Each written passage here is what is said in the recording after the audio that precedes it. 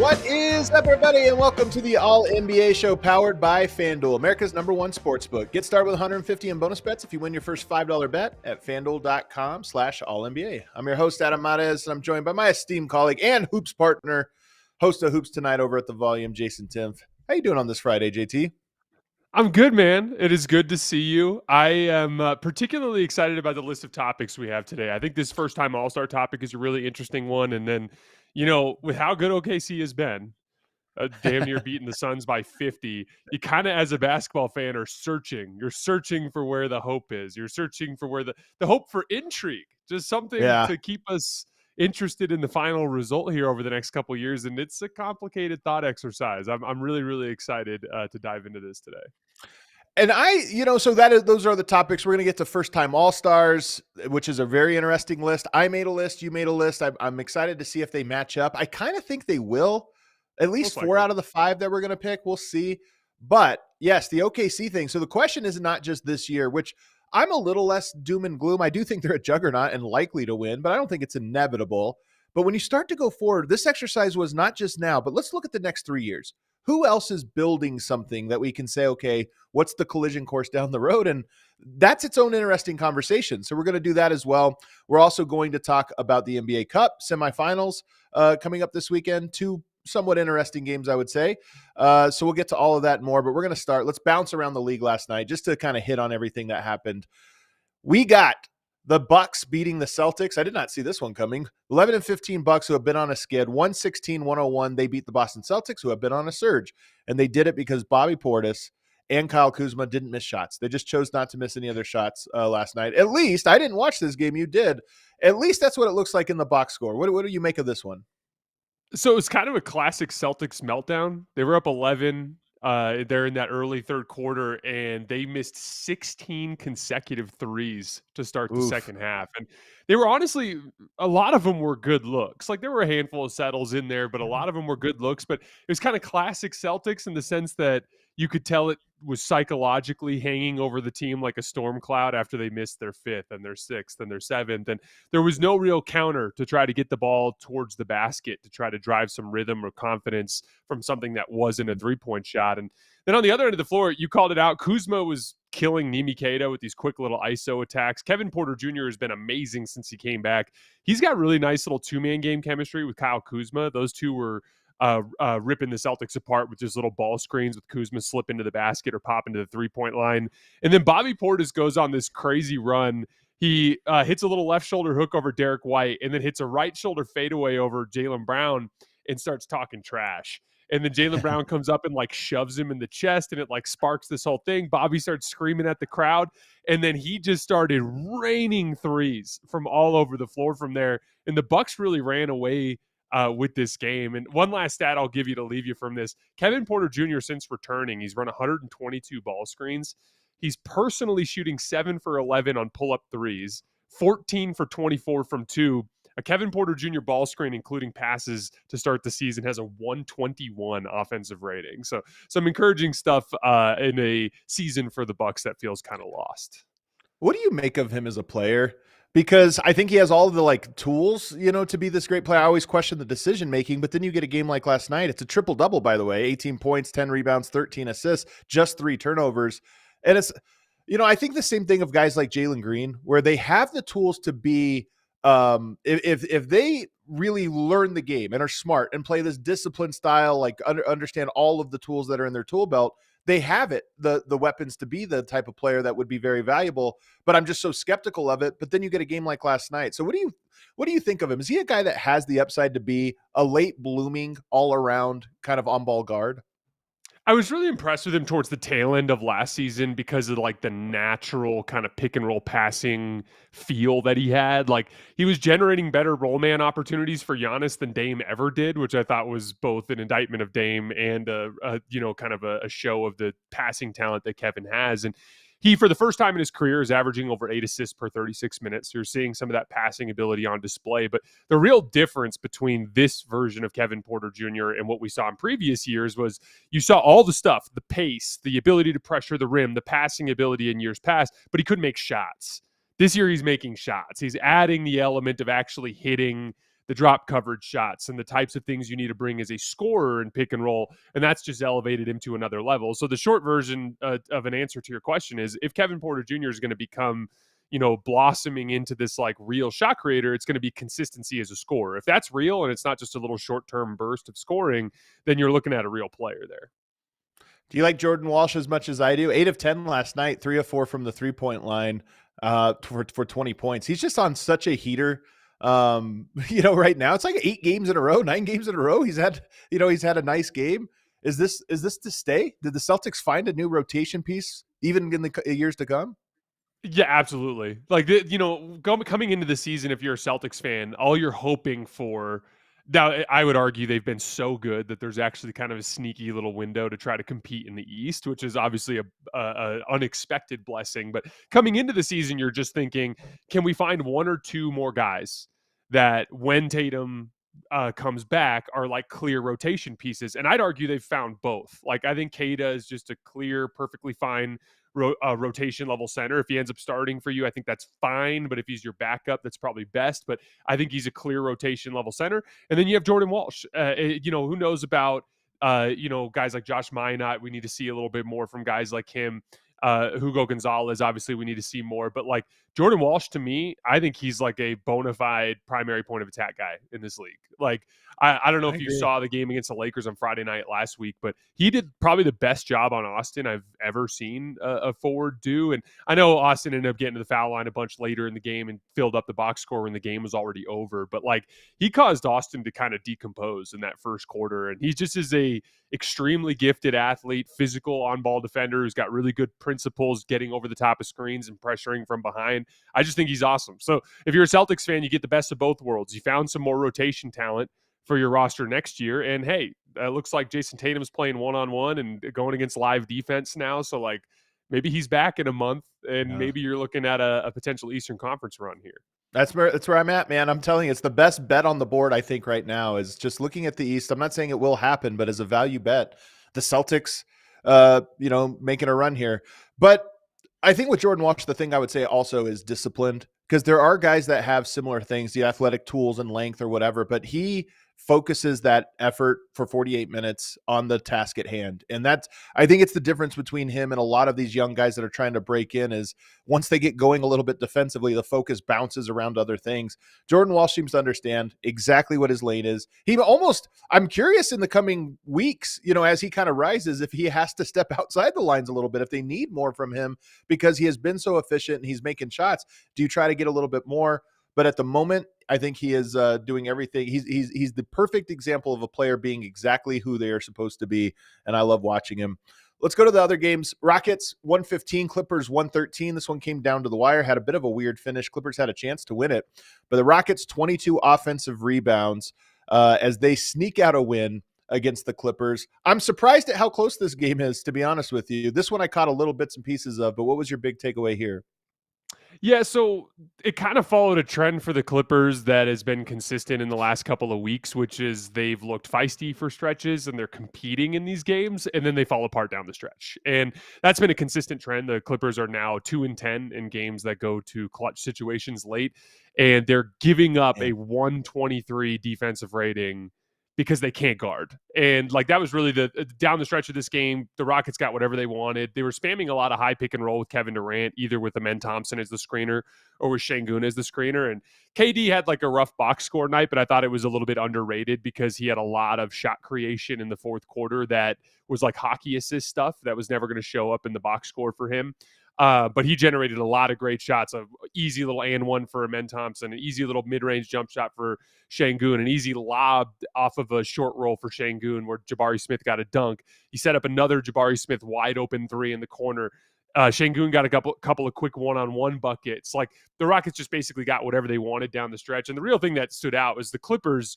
Their defensive effort in rotation is putrid right now. And that really is the biggest difference between this year's team and last year's team. They're just not rotating, and they're not committed to those extra efforts on defense you need to be great. And I found myself concerned, Adam, because I know Ty Lue. I think Ty Lue is one of the best coaches in the league. I think he's established that over a long time. His front office basically came out and said, we're not getting rid of Ty Lue. But at the same time, it's very clear that these guys are not bought into him. Like, it's clear that Ty Lue's kind of lost the locker room a little bit. So I wonder how you manage that in the short term. Like, if you still think Ty Lue's your guy for the long term, it just is tough to watch right now because they're just not bought into his scheme at all, and they're not playing hard for him, especially at the end of games. And it just is kind of troublesome. But I still am really bullish on this Rockets offense. Every time I watch them, I feel like they can get whatever they want. Why do you think that is? I mean, because I look at it's the rebounding and obviously the shot making of their key guy and a handful of other guys that are really good shot makers. But their offense to me still feels like, of the top offenses, that it might be one that can be stymied against specific matchups. So why is it that you have so much confidence in it? They have these cold stretches. There's no doubt about that. And it's showed up at certain points. The lack of ball handling has been an issue. Their turnover rate is high. They'll have games like the one they lost in Utah. What was it, about a week ago, where down the stretch of the game, they just kind of soil themselves on offense with like turnovers and kind of sloppy decisions in the half court. But it's just such an overwhelming amount of talent. Like, it's really that simple. Like, Kevin Durant is this insane pick and roll player that can consistently bring two to the ball and generate the 4-on-3s in the pocket. Both him and Şengün are devastating one-on-one weapons. You've got Jabari Smith, who can score off the ball as both a vertical spacer and as a spacer from the corner. Amen Thompson has been a brilliant middle of the floor player and baseline player as a vertical spacer, and he can play a little one-on-one as well. And so it's one of those things where, even if they have some sort of lack of refined kind of possession to possession consistency there, it's made up for with their offensive rebounding. And by the way, they got a bunch of offensive rebounds once again down the stretch against the Clippers. So, like, for me, it's just a simple matter of, like, whatever weaknesses they have in ball handling and refined offensive skill and shooting off the ball, it's made up for by supreme one-on-one talent and offensive rebounding. And I like the shots they get. It's really that simple. The Clippers, meanwhile, 6-19, and it really is. They've had enough close games that I don't think they're a 6-19 team, but I don't know that I feel confident saying they're not the type of team that bounces back from 6-19. And you talk about the frustration with the coach and or the team tuning out. Sometimes that happens. In fact, almost all the time it happens when you have the same group, same coach, same star cast. That just runs stale over time. And more to the point, the specific guys we're talking about, Kawhi Leonard, James Harden, I'm not surprised. But 6-19, it's going to take a heroic effort just to climb into the play-in, and I just don't believe that this is the team to fight for it. So the Clippers, the league is going to have to really freak out about the Clippers because they have to win some games. We don't know how it's going to happen. Their season is a disaster, but they cannot give their pick to OKC and make it a top 4 pick. And we go to this other game. Defense, they went from being a top 10 3-point defense last year to this year they're allowing the second most made threes per 100 possessions in the entire NBA. And they've gone from being literally the best defensive rebounding team in the entire NBA last year to 12th this year. That really is the big one. And do you remember when they wore those shirts? Yeah, I mean, you're a Nuggets fan. Of course. So they wear the shirts to training camp, right? It's the FUCK, floor balance, urgency, communication. Know that we lost to Denver because of transition. And yet, according to Cleaning the Glass's catch-all transition defense metric, they've been the second worst transition defense in the entire NBA this year. So there you go. Aren't there some things that happen where you just kind of, like that was an early sign that things were going to be bad for the Clippers this year? That shirt, you know what I mean? Like that. Yeah, was exactly. We were like, oh man, they're desperate? What's going on here? Another game here. Pelicans get the win, 143-120 over the Trailblazers. The Pelicans, one of the most fun league pass teams, one of the most fun 4-win teams you're ever going to get. They had double figures from 6 different guys, including my guy, Derek Queen, 17 points, 7 assists. 0 turnovers. All around, 0 turnovers. All around performance from the New Orleans Pelicans. The Blazers have been on a slide. Lack of depth and playable pieces right now at the center position and point guard position. I mean, the wheels are fully off for them. But this Pelicans team showing a little bit of life and personality, like a little bit of identity, I think, over this last couple of weeks stretch. What do you make of it? Yeah, Derek Queen and Trey Murphy were obviously great last night. It was good to see Jordan Poole back. He just brings that other element of like dribble penetration, which is still the most important part of breaking a defense down. Jose Alvarado was good in the second half of this one. Bryce McGowan's too is becoming one of my favorite bench guys in the league. He's just like a good offensive player. He can shoot, he can drive, he can make reads and drive and kick situations. He's a good athlete. I just think he's actually one of those like sneaky guys that I think if you're a really smart team around the league, you should be calling New Orleans and see if you can't get him in a relatively inexpensive trade this year, because that's always how it goes. Everyone looks at the big names at trade deadline, but then there's always these smaller names that can be had out there. But Yep. Overall, like it was kind of a weird game, a lot of zone. You had 39 possessions of zone between the two teams. And New Orleans was just way better against Portland's zone than Portland was against New Orleans' zone. They just did a really good job driving and cutting into gaps and played some really impressive drive and kick basketball in that second half. I thought it was a really fun second half from the Pelicans. They went on a crazy run and they blew that game open in a matter of minutes. 3-point shooting and quick guards are huge against the zone because you can get, quick decisions to get into the paint. But the biggest thing is a big who knows how to play make. Because a lot of zones are, can you get the ball to the center of the court where the zone's going to be most vulnerable? Because that's where you're going to suck in the zone and really force rotations. So you get a guy like Queen. I mean, we see this with Denver. I mean, Denver against the zone, I feel comfortable against it. Teams are very, very hesitant to go for long stretches there because Nikola getting the ball at the foul line is a death sentence. But I'm guessing there's a little bit of that. And then when you talk about the other direction, who is it that you have to put in that center to put any pressure on the defense? And how do you rebound from it? Even a zone, another vulnerability for a zone. So my hunch is those two things are, when you look at both sides, why they were effective against the zone or ineffective. Yeah, absolutely. Like in that dribble penetration piece, like this is where you said the quick guards piece. Like you look on the other end of the floor, a big part of the problem was Denny Avdia and Jeremy Grant were trying to drive, and the Pelicans were beating them to spots. And they're bigger forwards; they're not quite as quick. And New Orleans had good, defensive principles, chesting up on the ball, keeping the ball in front, and those dudes were just throwing up stuff in the middle of the floor. And Avdia and Grant were complaining for fouls, and New Orleans was running out the other way. So you pretty much hit the nail on the head there. Last game we have here, the Nuggets get a blowout win, 136-105. They made a huge run in the first quarter, like an 18-4 run, and they just never looked back. Denver struggles. They've led now by 12 points or more in 22 out of 24 games. That's so pretty crazy. Wild. Now, the difference between them and Oklahoma City is they will blow their lead. So they built these big leads in almost every single game, but they will blow them. They're big runs for themselves. They give up big runs. But in this one, they didn't give up the run. Jokic went 14 of 16 en route to 36 points, 12 rebounds, 8 assists. He just got big performances from a lot of different guys in Denver. On the Sacramento side, for the second time this year, I'm going to talk about a team that so clearly has quit on the culture, not just quit on the season, which the Kings, you could have said done a while ago. Their season's been rough, but a team that looks like it's given up. I thought New Orleans, Denver played them third or fourth game of the year, and it was so clear that they had quit on Willie Green. I watched Sacramento last night, and all of those guys looked like they could not, besides Russell Westbrook, who always gives 100%. The rest of the team looked like they couldn't wait to get off of the floor. And it was really loud to me. And it's just something to kind of monitor here, because there's one thing to be bad. And of course they have parts to trade off and this or that. But the culture there seems really, really rough, just watching the effort and connectedness they lack.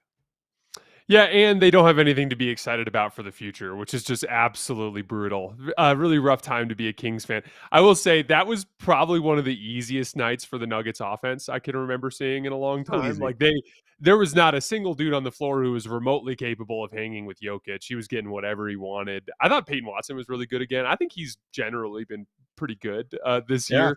And then Jonas, 7 for 7, just hitting fadeaways, hook shots, all the stuff. Like, Another good night for the Nuggets bench. Like I called before the season, I thought that the Nuggets bench would be very slightly positive, and it hasn't been quite that good, but they've been creeping up. Close. They've been better in the last few weeks. I think Cleaning the Glass has them at minus 3.8 points per 100 possessions with Jokic off the floor, which sounds bad, but as you know, dramatically better than it was in years past. So Yeah. also a little stat for you. After last night's 124 offensive rating in the half court for the Nuggets, Denver is now the only team in the NBA with a half court offensive rating over 107. There was kind of like this group that was separating from the pack, and it was the Lakers, the Thunder, and the Nuggets. And then there's a pretty big drop off to number 4. But the Nuggets are starting to build a little bit of separation from the Thunder and Lakers there, as they've just been so good on offense in the half court. Denver, they're tough because they're frustrating. The losses they've had have been frustrating ones. The Chicago Bulls, at home. Sacramento, they lost on second night of a back-to-back. They have 4 losses to teams below 500, which is like classic, like veteran team stuff. They really do. 18-6, third best record in the NBA. But yes, to your point, the games they lost, you go, man, they easily could be right there with Oklahoma City. They're losing these 2 and 3 point games to bad teams. But they are getting big wins. They're blowing teams out, and their offense is just unstoppable. Is the half court, full court, whatever. A lot of these teams that are really good at offense, it's offensive rebounding or transition or what have you. Denver, it's everything. They just can beat you in the half court. They can beat you inside, outside. Their offense is just humming. And by the way, they're missing 2 starters, and they've actually gotten better on offense. And the guys that are starting, you mentioned Peyton Watson, not an offensive player. He's a defensive player. Spencer Jones is a two-way guy who shoots a crooked jump shot. And yet Denver's offense is still in the 130 since those guys took over. So Denver right now just has such an incredible chemistry. I think it's underrated what Cam Johnson brings to the team. He hasn't shot the ball fantastically, but he is a guy that knows how to play a continuity offense. And it's just I've always said, if you give Jokic 4 guys that can play continuity offense, you're going to have a good offense. Denver has like 8 of them. And I think that's why their offense has been good this year, is everybody you put on the floor with Jokic knows what to do. I think you're generally faster too. That's every time I watch the Nuggets, I'm like, just turning Michael Porter Jr. into Cam, the overall like aggregate foot speed of so many of your lineups is just so much faster. The last take I have, and this is a take on all of last night. So Jokic goes 14 of 16. Nuggets score 136. Pelicans score 143. 6 guys in double figures. Bobby Portis, Kyle Kuzma miss a combined 6 shots. Here's my take. This NBA Cup schedule has everything all messed up. I think that if you cut the schedule down, we always wonder what would happen if you cut the schedule down. Well, this is what would happen. You have 4 days off leading into a game. Nobody misses a shot. NBA players are so good that you give them all 4 days off leading into a game, and across the board, everybody was on fire last night. And I think it's sneaking under the radar a little bit of, hey, look at how many guys shot 70% or better on 20-plus points last night. Yep, I think maybe it's good that they play every other night because it gives defenses a slight chance. I think you're preaching to the choir, man. Like I think any sort of downside financially from cutting the schedule down would be more than made up for by the increase in the quality of play. And I understand that in the short term, for a few years, it could cost you some money, but in the long term, that would be recouped because the increased urgency and the increased quality of play and just how often the stars are playing and all of that would just lead to much better basketball. I don't know if better basketball, though, draws in an audience. I know that sounds crazy. I don't think people's complaints largely are about the quality of play, although I will say when guys are missing games, that's obviously a killer. I think it's more narrative based. I think what's lost in today's NBA compared to 20 years ago was the storytelling. And some of this had to do with the college guys coming from college. They already have a backstory to them. So when they enter the NBA, there's a little bit something there, but then just the rivalry and all these different things that led to, okay, we know what this story is about. Maybe reducing a schedule would lead to more of that. But I feel like there's just not a lot of storytelling even to be had. Like Houston versus Oklahoma City should be a thing that we think about as, okay, there's all these layers and stories and this or that. And it kind of feels like these games just happen and they move on and there's nothing narratively to talk about. That's what the casual fan latches on to. Yeah, I get what you're saying. I think the main thing for me would be the stars. Like, I think if you like, it's just Dude, great way when you more. turn on a game last night and Kawhi Leonard and James Harden and Kevin Durant and Alperen Şengün are all playing. You turn that Yeah. game on and Kevin Durant sitting out and Kawhi Leonard sitting out, it just doesn't Yeah, have that's anywhere it. near the same amount of intrigue, and like that's really the big one for me. Like I want to see these teams at their best. The NBA regular season is becoming so much more about like organizationally, how sound are you? Like You know what's more important than ever in the NBA? How good is your 11th or your 15th man? Because those dudes are always having to step into big rotation roles for one reason or another, because this guy's out or that guy's out or this guy's out or that guy's out. How good organizationally are you on margins? Are you good offensive rebounding Right. team? Are you good transition defense? Are you good at all these little things? Because that's generally how you're winning games when stars are in and out of the lineup as much as they are. I think that's very, very much true. I also think in this new NBA, I was thinking about this the other day. Organizations might feel more like college programs in that the margins of your 6th, 7th, 8th, 9th, 10th, 11th, 12th guys become more important because you're going to need them throughout the course of the season. Even if you're healthy, your 9th, 10th, 11th, 12th guy is going to get minutes. And it's how well do you establish a pipeline of guys and maintain them? This is why Boston getting stuff out of their end of bench guys and being able to stay competitive. Of course, Oklahoma City, we all know it doesn't matter. They could be missing 4 starters. They still roll out a team that knows what to do at the NBA level. And that to me feels more like a college program. They have a system in place that you can plug and play guys, at least for short stints, and get something out of them. And then you have organizations where that is not at all the case. They have like 4 guys they believe in. They've had guys in their system for 4 years, but they're still unplayable. And I think we're just going to see it. That's the margin, especially in the regular season, of teams that can survive this new NBA. I was checking the on-off numbers after it was before the Suns game for the Thunder, but like they were something crazy like plus 16.1 points per 100 possessions with Shea off the floor. Can you imagine the Nuggets if they were bludgeoning teams by 16 points per 100 possessions when Jokic was off the floor? It'd be easy to win some games then, wouldn't it? It's a crazy system they have there, man. It is so crazy. I'm excited to watch. I want to see if this happens all year for OKC. I know we're talking about the win record or whatever, but equally as important to me is they are a metronome of dominance right now. Yep. And at some point you have to imagine teams adjust and figure something out. I'm curious to see how it unfolds because at the moment I just feel like they're going to win by 15 to 30 points every single night. It's wild to watch. All right, we got to take our first break because I want to get to first-time All-Stars. So on the other side, I made a list. I know you have a list. Let's see if they line up, and let's talk about all the players on the bubble to make their first ever NBA All-Star game.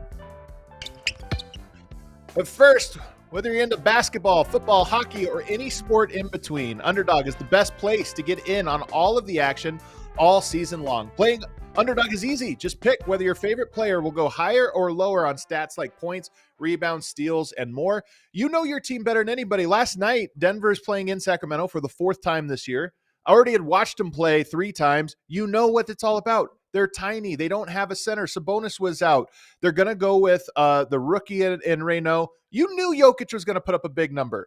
You knew that's how that was going to go. You know your team, so you just look at that and say, the points, yeah, I think that'll be a higher number. You get your picks right, you could win up to 5,000 times your cash. Download the app today and use promo code ALLNBA to score $100 in bonus entries when you play your first $5. That's promo code ALLNBA.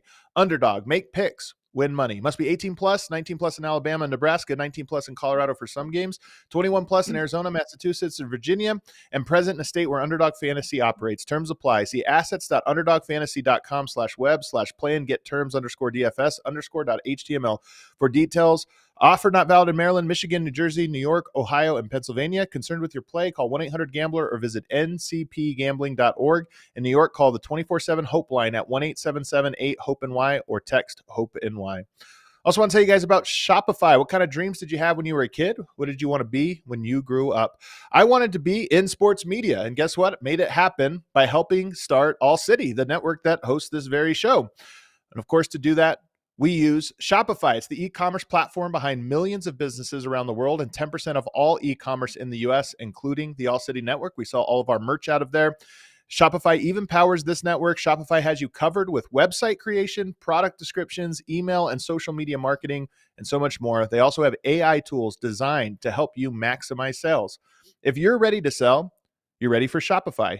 Turn your big business idea into cash with Shopify on your side. Sign up with your $1 per month trial and start selling today at shopify.com/allcity.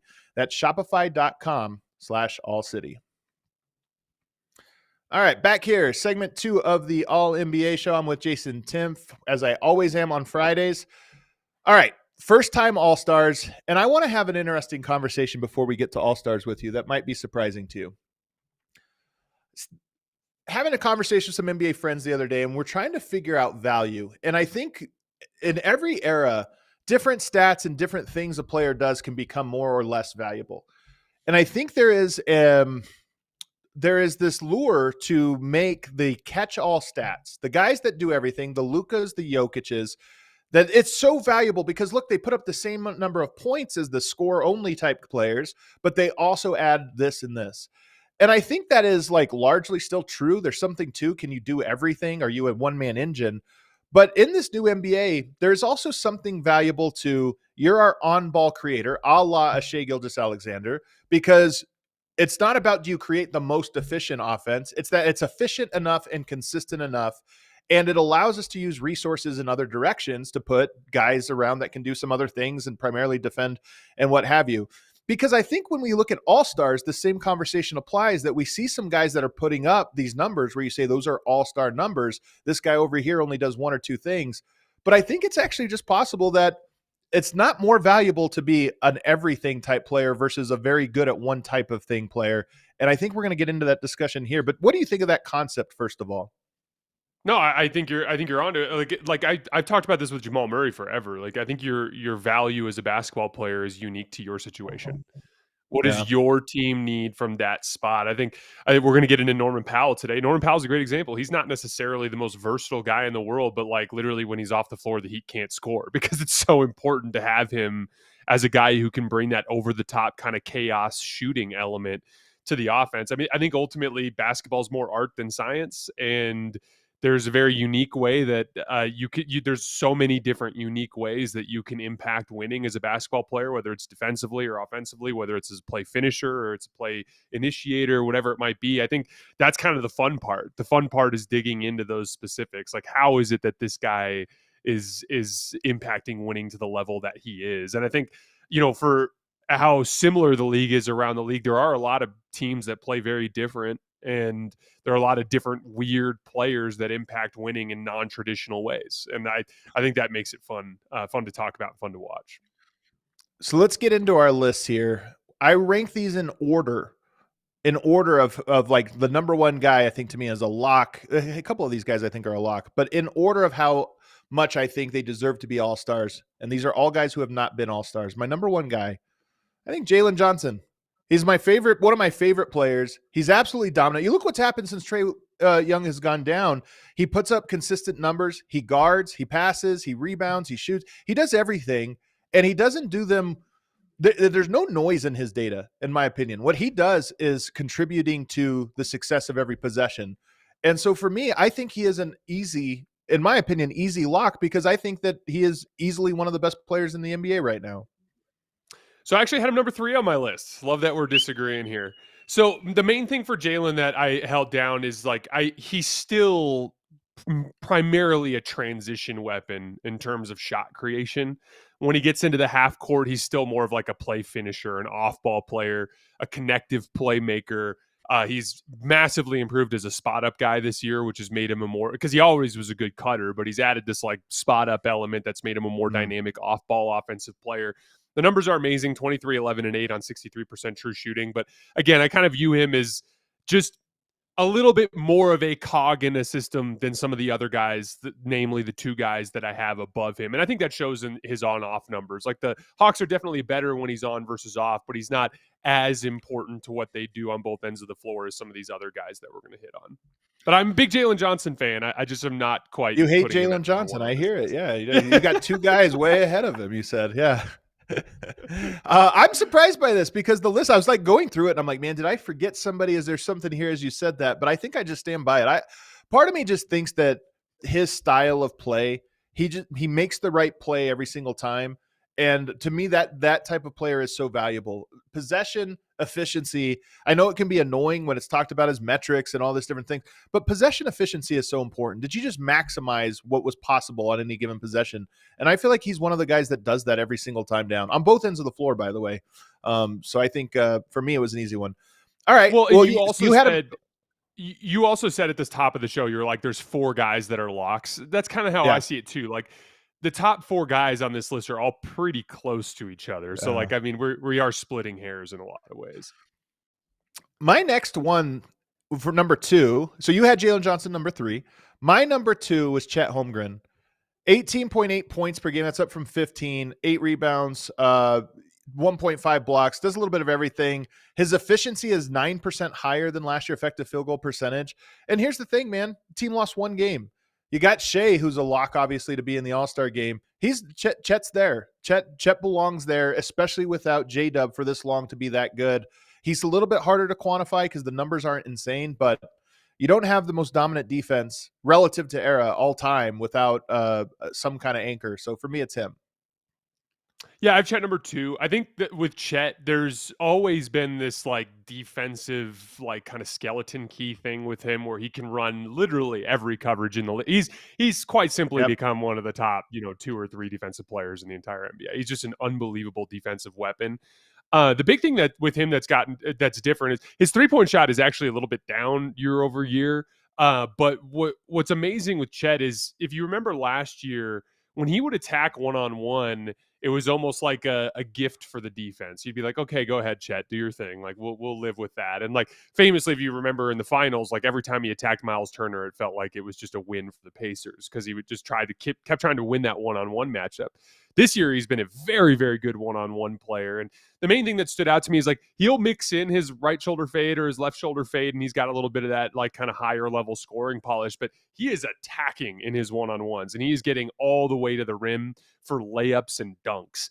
And like in his post-ups, it's crazy. Like he's driving out of his post-ups. Like instead of like your traditional him down kind of pivot footwork, he's just literally like catching on the block and just spinning over his shoulder into drives and just going all the way to the basket for layups. And he's kind of at a phase in his one-on-one play where because teams are like, sure, Chet, go ahead, do your thing, they're backing off and really letting him play one-on-one without sending that extra defender. And he's just feasting on that right now. And he doesn't have to be that great offensively to be high on this list because he's already one of the very best defensive players in the league. I'm with you. I think that's a really good call on Chet. I think 2 things. I love the point about facing up because I think it's a very deliberate thing, not just from his skill set, but I think from an idea standpoint. A lot of we saw this with Joel Embiid, back to the basket, but it's immediate face up, and there's a lot of attacking. 2 things. He's not big enough to back you down anyway. It's not like he's banging his shoulder into you and making points. He's not. I don't think he's going to be this dynamic spinning left right guy. To your point, he can hit the turnarounds, but it's not. He's not going to beat you. It's not efficient enough to go to that too often. But he is quick off the dribble, really wide steps, and it's so much harder not to foul a guy when they're faced up. I don't know why the NBA operates this way. I hate it. I think it's a glitch in the system. But if you have your back to the basket, defenders have free reign to do whatever the hell they want to you. Outside of pushing you with 2 hands. But you just face up. You do the exact same thing, but faced up and drive. Nobody can even breathe on you. And I think for Chet, it makes sense because that is 1, his strength, and 2, it's going to fit. It's a way harder to guard him if he's facing you than it is if his back's to you. So it makes sense. But he's a lock. I mean, the Thunder have to have another, like some years you could say, okay, they don't need it, even though they're the 1 seed. They need to have it. They need to have at least another All-Star. I don't think there's a case for really anybody else. I saw somebody say Cason Wallace. I just don't know if you can make a case for him as like an All-Star player, but I think they have to have 2.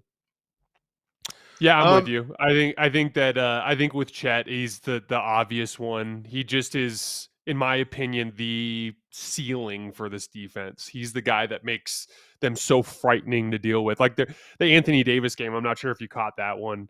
The reason why Anthony Davis couldn't score in that game and had to shamelessly stay out in garbage time to get his 2 points was because Chet was just hawking the back line behind whoever it was that they had on ball, whether it was Jay Will or it just was one of those situations where I thought Chet was just a game-breaking defensive talent once again on display, and I think he's the shoe-in obvious one. My number 3, and now I'm curious if this was in the order you had, just in reverse order. My number 3 is Jalen Duren, and he has 19 points a game, 11.5 rebounds. He's on the number 1 team in the Eastern Conference as a surprise, but he's also just physically dominant. Like you watch him play, and he physically dominates even very good players. I think he's clearly an All-Star this year. This is a good one. I had like 7 guys that I considered on this list, and for my top 5. And Jalen Duren was one of the guys who missed it. Jalen Duren and Norman Powell were my 2 guys who missed the list. And it's not It just kind of reminds me. I'm not trying to hate on Jalen Duren here. I'm a big believer in what he does. He's brought just that little bit of extra off the dribble game.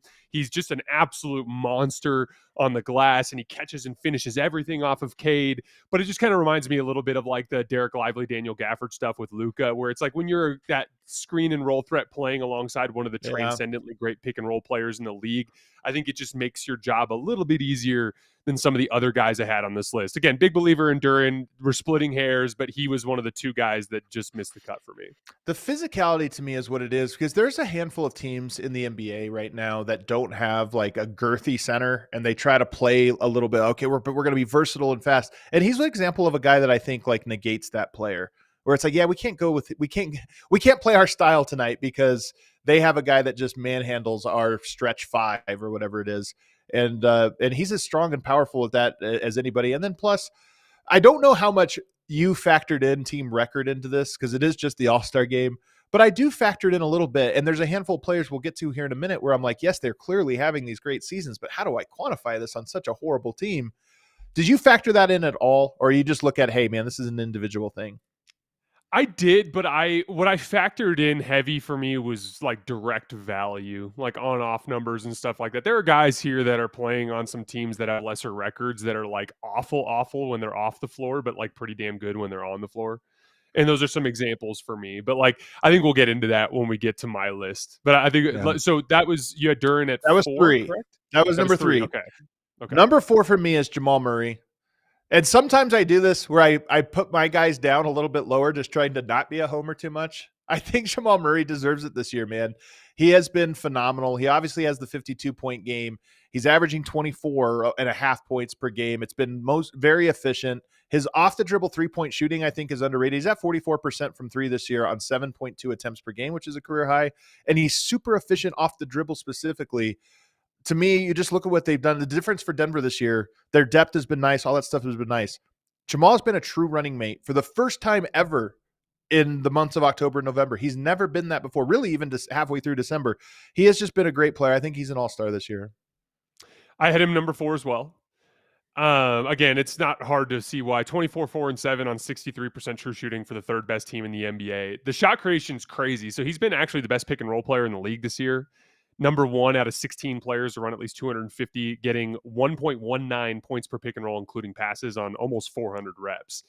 And obviously Jokic helps there. That's worth mentioning. But he's also personally shooting 47% on pull-up threes and pick and roll, and he's so good at it on twos. He's just so good at it. He's been a really good one-on-one guy this year too. He's run 68 post-ups and ISOs, generated 76 points, including passes. That's 1.12 points per one-on-one. He's shooting 8 for 15 in crunch time. Like Jamal, I've always been a big believer in Jamal. I kind of went out on a limb this year to say he was one of the 25 best players in the league, and I think he's proven that this season. I don't this think year he is outside of the top 25, and I've just been really impressed with him, and I continue to think like he's the classic example of the guy that uniquely in this system with what they need from that position, he's just so incredibly valuable, even if you don't necessarily value Jamal in a vacuum as much as like some guy like James Harden or something like that, right. For example. He's also a really good finisher at the rim. Like he has this really good touch on these tough angled, off-handed, off-foot shots around the rim. It's an underrated part of him. He's kind of like a slow Kyrie in that way. Like Kyrie is shifty and quick or whatever. Jamal Murray is a little bit more fluid and slow, but he still finishes like really, really complex stuff around the rim. So to me, I think he makes an all-star game this year, and I think it'll be a big deal that he makes it.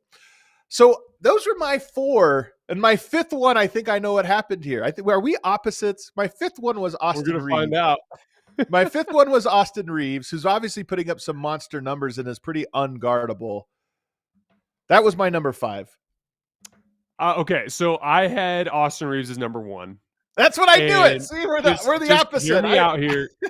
Hear me out here, because the numbers are absolutely ridiculous, and I think there is a nuanced conversation to have about this. Okay, so like, for sure. First of all, just looking at the numbers, like his averages, he's averaging 28, 6, and 7 on 67% true shooting. He's run 410 pick and rolls and ISOs this year and has generated 1.13 points per attempt there. That's off the charts good. That's including passes. The Lakers are 11 points per 100 possessions better when he's on the floor versus off. They're better on offense and better on defense when he's on the floor. He has 3 40-point games this year. This is you can kind of take the Austin Reeves discussion and kind of split it into 3 parts. There's like his ceiling. His ceiling is he's every bit as good. Like on any given night, he can play like not just a star, but a superstar. This dude has 4 40-point games in his career. He's got 2 45-point games. He's got a 50-point game. In those 4 40-point games, he's averaging 8 assists per game. He's won games with LeBron and Luka out of the lineup. You look at his averages, those are superstar averages. Where it gets complicated is the floor. He's had 3 really bad games this year in ugly losses for the Lakers against specific, which really isn't that many. It really isn't that many, but he has had 3 pretty bad games this year. He had 16 points and 5 turnovers with some pretty bad defense in that loss against the Suns. He was 4 for 12 with 5 turnovers in the loss against OKC. And then that Spurs game and the Cup game, 6 for 16, and he was getting barbecued on defense by De'Aaron Fox and Steph Castle. But it's worth mentioning, he's also had some really big games against good teams this year too. 44 on the road in Toronto, dominated that game. 28 in a game winner on the road against Minnesota without Luka, like straight up outplayed Anthony Edwards head to head in a game and won on the road.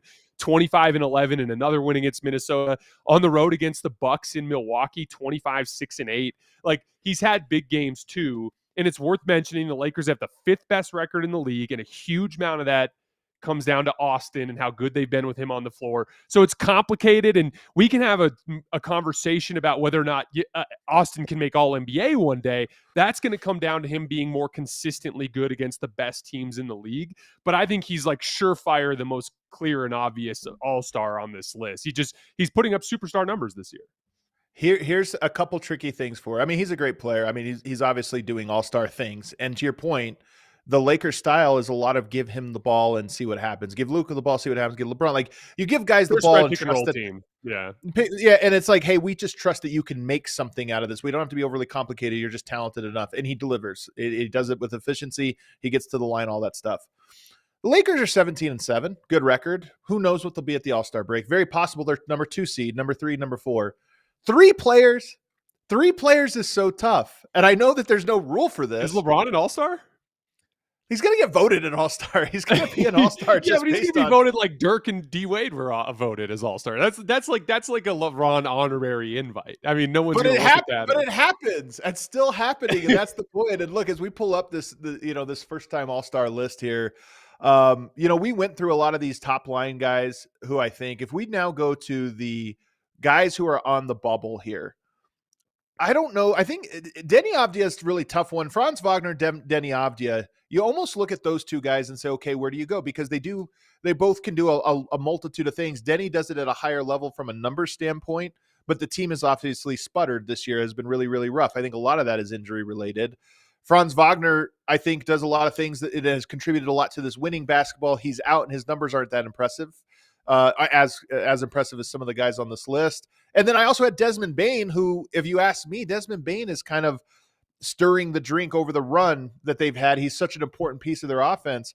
You can't go with, too many Magic players either. So were those 3 guys the next ones on your list? I would add Amen Thompson to that list as well. You mentioned Norman Powell. Who did you have right on the bubble? Yeah, so Desmond Bane, it's just there's not quite the statistical performance you need. I'm a big Bane guy. He just had this brutally cold stretch, like roughly about a third of the way through the season that really nuked his numbers. Big Desmond Bane fan. Think he fits Orlando really well. I just think his all-star case gets a little more complicated. By the way, admittedly here, I don't fully understand how the new system works and how players will get selected. So. let me explain it to the best as I understand, knowing that I could be wrong. So it's weird because it's like you have to double qualify here. 12 from the East, 12 from the West. But also within that, you have to have 8 foreign players and 16 U.S. players. But if in the selecting of the 12 and 12, you end up with 10 players on the international team, so be it. You'll have 10 on the international team, not 8. So more players, you can't have more than 8 international players.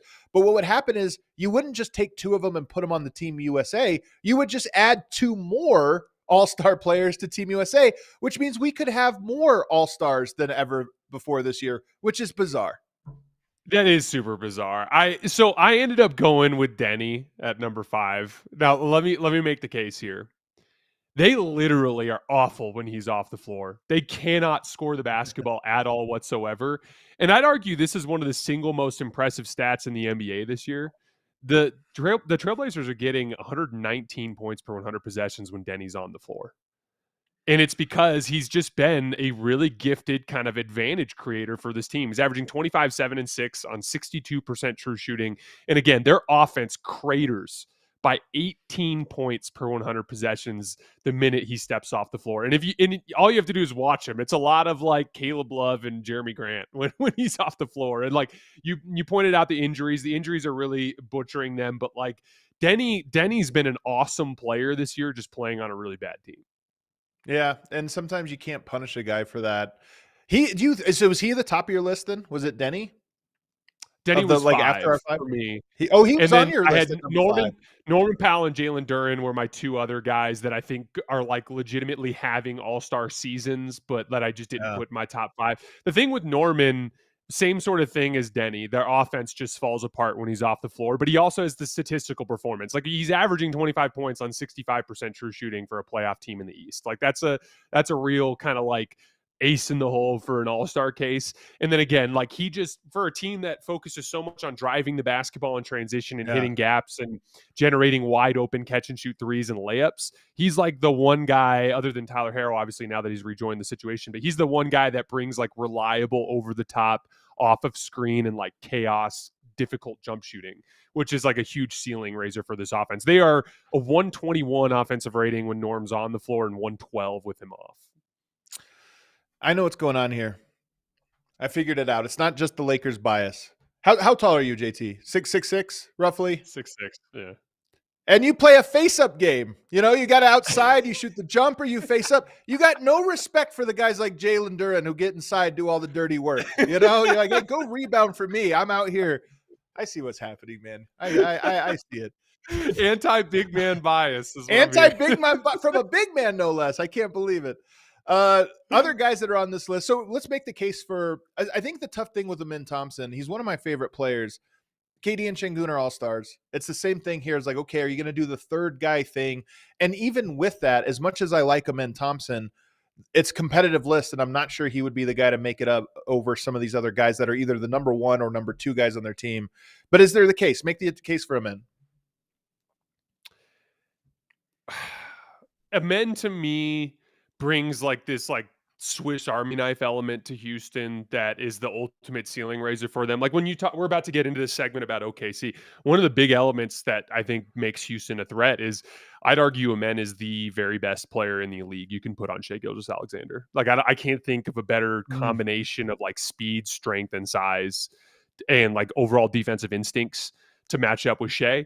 But he also provides this, like, you can give him the ball in a one-on-one situation and he's guaranteed to beat that guy off the bounce. If he gets cut off before the rim, he has a short-range shot-making element that makes him like a really effective scorer.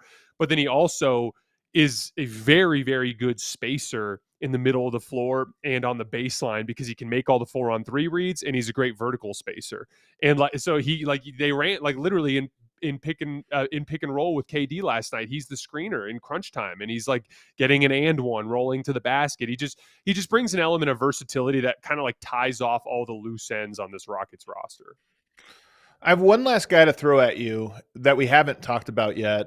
I mean, some people are saying MPJ in the comments. I can't do it. You know, as much as I love MPJ, he's having a very good year. They've won 4 games.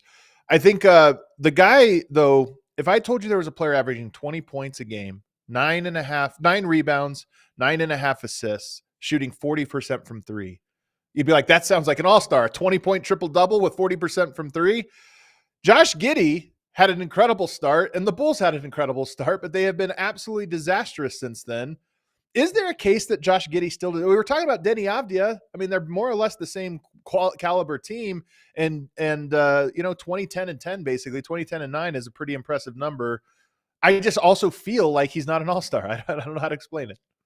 Yeah, I've like at the beginning of the season, I was trying really hard to dig into it with Giddey, because one of the weird things with the numbers with Giddey was the shot creation data wasn't super good. And it was kind of more of like a Tyrese Halliburton type of case where you could argue he was more just driving their transition attack with like kick ahead passes and just making really quick decisions in that like semi transition phase, that early transition phase. And when I really dug into the numbers and when I was digging into the film, I was like, man, I think Vooch might actually be the guy that's driving a lot of their success offensively because of what he was doing in the post and what he was doing spacing the floor. And what does he hit, like 3 game-winning threes this year? Like he's just like a super clutch spot up player as well. So I was like kind of deriving a little bit more of that success towards Vooch. And again, Giddey's been really good. The shot creation data is just a little weird for him. He's just it's just not as strong in point per possession data and pick and roll and ISO and post ups as you would think for a guy who's an offensive engine. And I think where he does deserve a lot of credit is driving their transition attack. Again, Chicago's just been one of the best running teams in the NBA. And I always thought Tyrese was underrated for that sort of thing. But yeah, like I just don't quite view him as a good enough offensive player to enter into this discussion.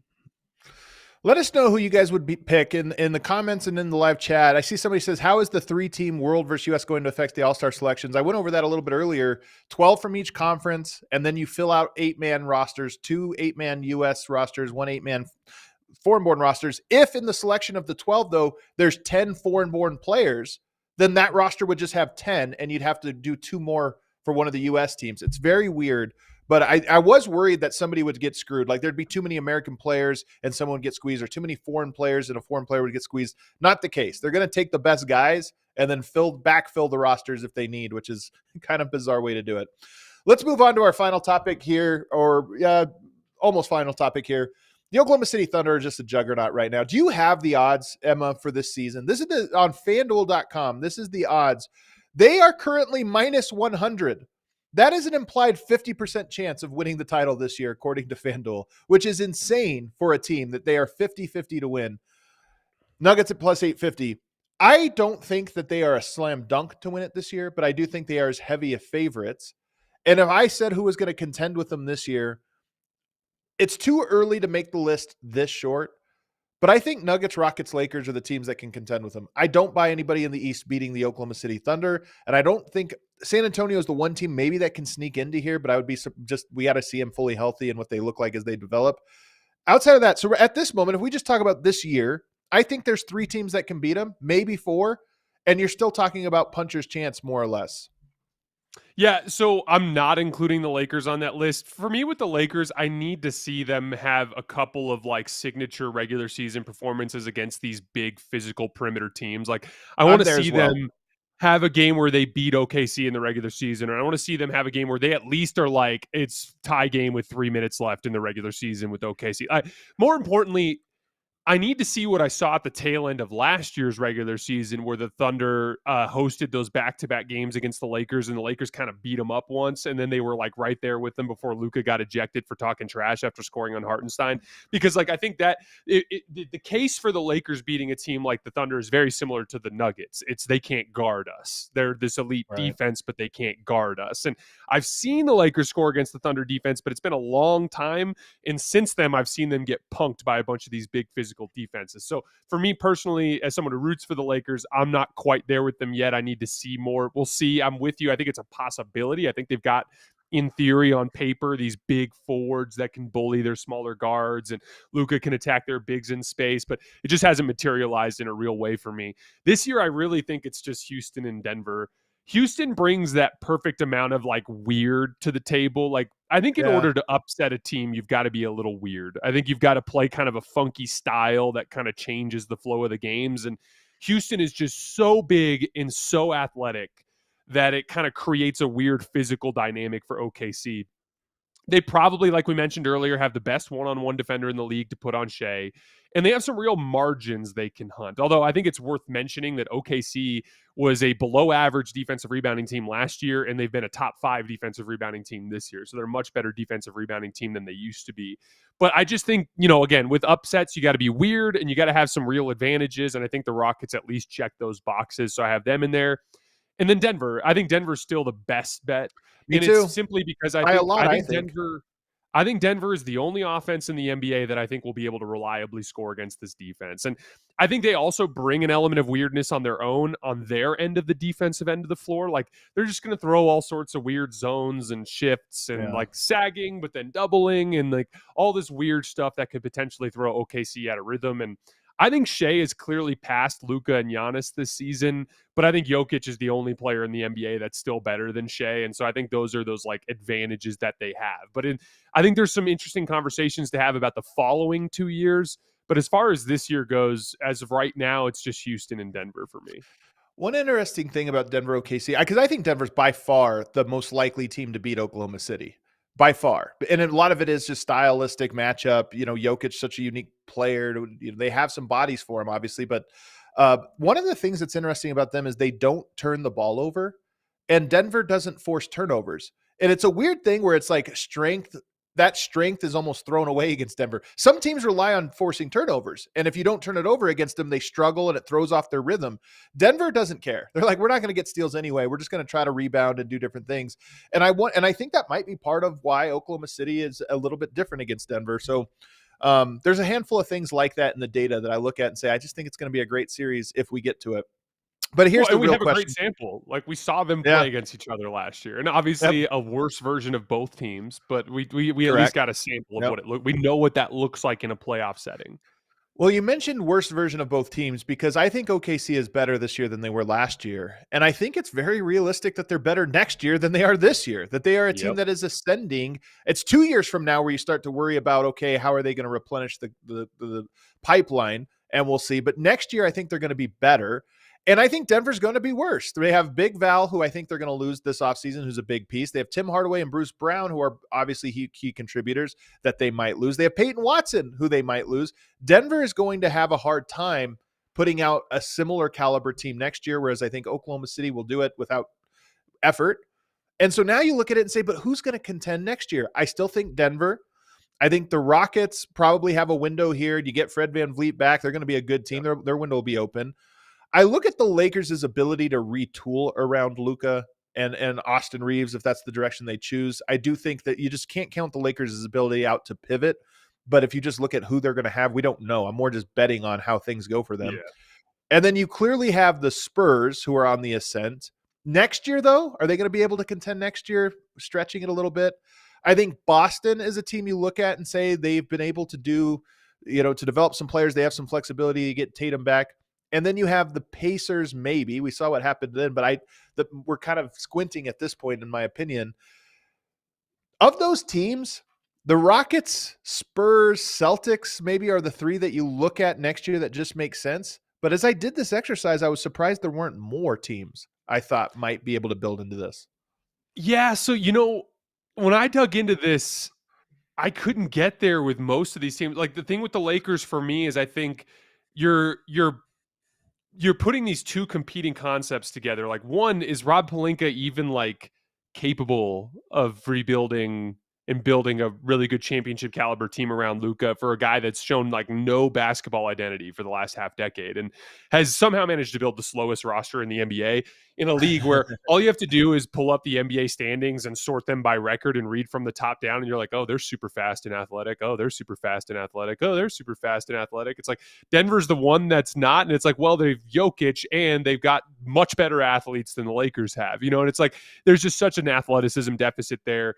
And the second piece of it is you have LeBron's decline as he continues to age out. Like right now, LeBron, I think a lot of people have overreacted to LeBron's first month. I think LeBron's going to be fine, but ultimately he's going to age out, retire, whatever it is, and that's just a lot of talent that's difficult to replace. It's at the very least a top 30, 40 player in the NBA, probably closer to top 15, top 12 that you're going to be losing in the next couple of years. That is a talent hit.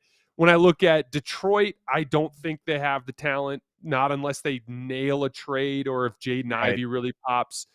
The Knicks, I don't think they're a real threat at all. I think they would get exposed if they won the East and then faced OKC. And really, it's just, can they get Giannis, which I don't think they will. Boston, to me, it's a bad matchup with OKC because they're such a matchup attacking offense that is like built on playing drive and kick, and I think it just plays directly into Oklahoma City's strengths. I think OKC gave Boston real problems last year when it was a lesser version of OKC and a better version of Boston. Right. Orlando, like, they're big and physical, but they just need so much improvement out of Paolo and Franz, or once again, kind of like the Knicks conversation, a Giannis trade. I don't think Cleveland, even at their very best, is capable of beating OKC. Once again, terrible matchup. You're just depending on really quick guards to score against OKC, which just doesn't work. So San Antonio, to me, is our last hope. And like, this year feels a touch too soon. I still think they're a weird long shot upset. Like, you and I both know, having rooted for the Lakers and Nuggets this year, that San Antonio is really good. They're just a really good team. But like, it's just hard to imagine them this season going on some massive playoff run. I think they need more development for Wemby and Castle and Dylan Harper. And I also think they need just more chemistry and continuity to be truly dangerous. But similar to Houston, there's a version of this like a year or two from now where it's like Wemby is this game-breaking defensive weapon who we see in the postseason is just a huge problem this year. And he's able to just completely shut off the rim to OKC. But they also have like a lot of these big, scrappy wings and guards that can kind of hang athletically with OKC. And so I think San Antonio, obviously contingent on the development of a couple of their young players, they're the one team that I think can both hang athletically with OKC and be weird enough with Wemby. And just, again, like, Steph Castle's kind of a weird player. Like, he's not like a slasher in the pure sense of the word where he's lightning fast like a Ja Morant. But what he's doing is he's beating people off the dribble because he's so damn strong and he plays off 2 feet all the time that when he rips through, he just gets that tiny bit of an angle and he blows through your shoulder and he's just all the way to the basket. He can play off of 2 feet there, so he never seems to get knocked off balance. Like, there's enough weirdness with San Antonio in combination with them being able to hang athletically that I think they're going to be the ultimate rival for OKC in the coming years. To your point, though, it does feel like this year has to be a productive playoff one for them because there is, I just am such a believer in it takes steps. You have to kind of go through a process, and you go into the first round and lose this year. It's like, okay, how much experience did you really gain? How much did you learn about what it takes to go 4 rounds in a playoffs and go into a conference finals, into Oklahoma City and win? So I kind of feel like they need to have some success this year. Even if it's just make the second round, you learn something about going into another round and shifting gears and all this different stuff. And so I feel like for them to contend even next year, they would have to make some kind of progress this year to learn about themselves enough. But they do have the flexibility. They do have some players that we expect to be very good by playoffs of next season. You expect some guys to really make some steps, including Wembanyama, by the way, still on the ascent. So I agree that when I look at it, they were the one team that felt most realistic. The Rockets, I think, will be good, but is their window better this year or next? Maybe slightly next year just because of the health of Red VanVleet, but I should say I'm adding San Antonio. So, like, I still think Denver and Houston will be, at least for one additional year, like, legitimate threats. Denver's an interesting one just because they have so many question marks. They're going to lose 4. There's a very good chance they lose 4 rotation pieces. And the whole reason Denver is promising this year is because they have depth. If you take that away, they're going to be good again, 52, 53 wins. But if they have a 6-man rotation again and 2 or 3 guys that just kind of lose games for you once a week, I just don't see Oklahoma City's too good for you to have a flawed roster and get past them. But if we go beyond it, because this is the whole point of the exercise, if we go beyond it, Spurs still there. After that, is there really a team that you think 2 years from now, not this year or next, but the year after, seems to be, there will be somebody that pops up, but we don't see who that is. It's not obvious like it is. Oklahoma City has set the table to where we can see their arc. San Antonio has an arc that we can kind of see, and it's flexible. Every other team, it's kind of hard to see a 3-year plan for them. Something will happen. Somebody will be good. We just can't see it the way we can with OKC. Well, and that's the thing, because, like, again, with OKC, it's not like, oh, you've got a promising young foundational star, or like, oh, here's our core of 2 guys or whatever it is. There's this like depth of awesome basketball players. And like even if you just look at San Antonio, it's like I know Wemby's awesome. I know Steph Castle's awesome. I know De'Aaron Fox is awesome. He's been incredible since he came back from injury. And I know that Dylan Harper is already Dylan Harper popping for with sure. this like incredible downhill basket attacking. Like they're going to have 4 awesome players, 2 years from now, 3 years from now. With Orlando, it's like I like Anthony Black, but I need to see some more pop from Yeah. him offensively for me to really believe in him as a guy that can go toe to toe with like a Jalen Williams in a playoff series. You know what I mean? And Yeah. similarly with Detroit, I like Jalen Duren, I like Cade Cunningham. Ron Holland will have some moments where you're like, oh, look at Ron Holland, he's attacking the basket, or Jaden Ivey, he's hitting threes today, or whatever it is. But there's not like this. This guy's clearly like on an all-star trajectory, awesome type of dudes that you see on some of these other teams. And that was really, and you and I talked a little bit about this before we started recording, but that's kind of the disappointing thing is like there are teams that are like, I know that team's going to be good in a few years. Like I know Detroit is going to be a perennial Eastern Conference contender. I know Orlando is going to be a perennial Eastern Conference contender. There are these teams where you're like, you can see the vision for them to become like kind of a staple in the NBA, but we are comparing them to a team that presumably for the next 5 years at least is going to have Chet, J-Dub, and Shea. And it's like, that's the barrier to entry here. And it's like, it's just really hard to see that for any of these teams outside of San Antonio. And if they get a number 1 pick, Adam Silver has to step in. We have to change the rules. We need a frozen envelope. We need a ping pong ball rigger of some kind. That's true. Let's go now to our fan duels of the night to wrap up and preview the weekend as we always do. The fan duels of the night presented by FanDuel. Remember, use that promo code ALLNBA when you sign up. And let's just talk about, this is actually on September. We actually are on Saturday. They get the Knicks at the Magic and the Spurs at the Thunder for the NBA Cup. This is for a ticket to the championship game of the NBA Cup. To me, it's Spurs and Thunder. I think the Thunder are going to win. They're favored by 10.5 on FanDuel. I think they're going to win. And yet, I still find myself intrigued. This Spurs team has kind of been an underdog for the last month, and they keep winning. Can they do it again? Yeah, this one's weird because on the one hand, I really want to see this look athletically, defensively. Like I really want to see San Antonio's perimeter size and athleticism and scrappiness actually combined with Victor as this like backline guy against this Oklahoma City offense. What I worry about in that game is it's going to be Wemby's first game back. And this is a team that has grown accustomed to playing a very effective style of driving kick basketball over the course of the last couple of weeks. And they've been really good. Like for the record, what they did to the Nuggets and what they did to the Lakers is what they've been doing to everybody. They've been awesome on offense for the better part of the last, month or so since Wemby went down. So it's one of those things where like they've got this style and now you're implementing a guy in Wemby that's kind of a wrench. Ultimately, the Spurs will be better with Wemby offensively, but I could see in a 1-game sample, it'd be really difficult to incorporate him without some clunkiness. So again, I don't expect San Antonio to win that game, but I'll have all my eyes on the defensive end for San Antonio. How much trouble can they cause for Oklahoma City's offense with the combination of their perimeter athleticism and Wemby? As for the Knicks, they've lost to Orlando twice already this year. They've just kind of struggled with their size and physicality. I think it's a good matchup for Orlando, but it's just a really big game with some real stakes, with some real money on the line. And, everything, it's so funny. I've actually picked right now, if the season were to end today, I'd pick the Knicks to win the East.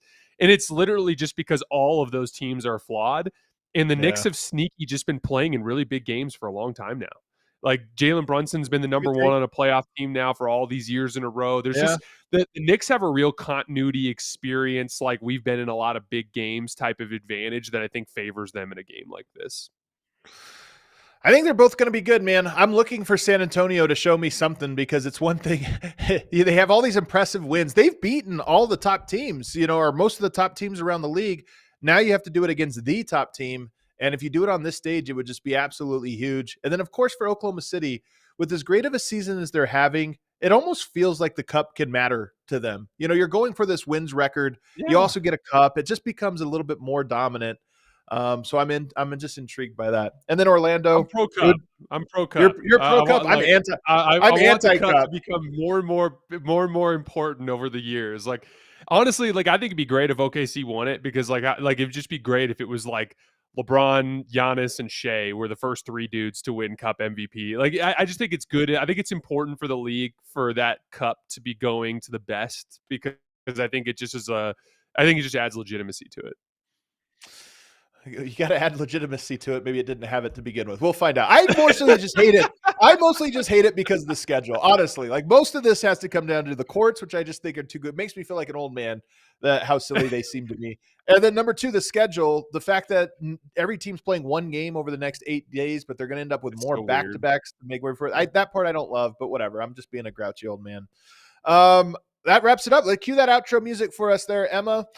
We appreciate everybody tuning in today and all week long. I'm going to have Mark Stein, I believe, on Sunday night this week. We could talk about, that'll be previewing the NBA Cup final, which should be a really good one. You can catch JT over on the Volume Hoops Tonight. Great show. You going snowboarding? What's your plan? What do you got going on, JT? So we were going to go today, but I had some stuff end up popping up on my schedule. So I think my next snowboard day is Wednesday of next week, which I'm kind of bummed about, because we got all this snow and I wasn't able to get out there this week. But I'm going to get out there on Wednesday. That's the plan. I'm watching some real basketball this weekend. My 9-year-old daughter, little tournament, couple games. Can't wait. The real basketball. Everybody, hit that like button for us on the way out. We'll see you next time.